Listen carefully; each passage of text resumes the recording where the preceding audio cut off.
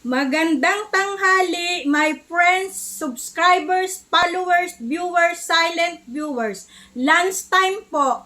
Ang ating pong pananghalian ay 1 cup of rice. At saka po, adobong manok na may patatas. Ayan po, adobong manok na may patatas. At isang basong malamig na tubig. Kain po tayo! Sabayan nyo po ako sa pagkain.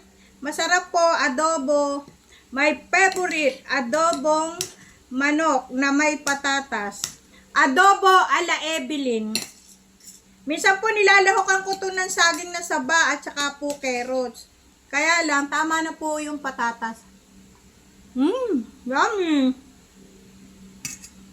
Magkakamay po ako ng malinis naman po ang aking kamay.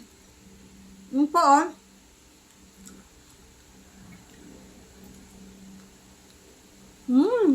Harap.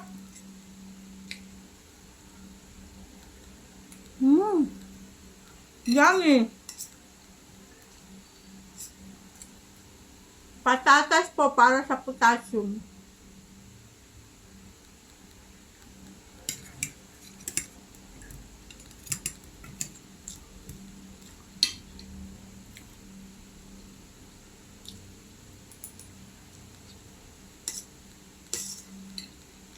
Sarap.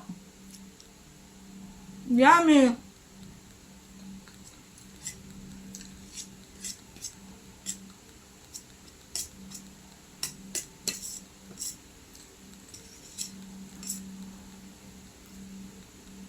Marami pong salamat sa panonood.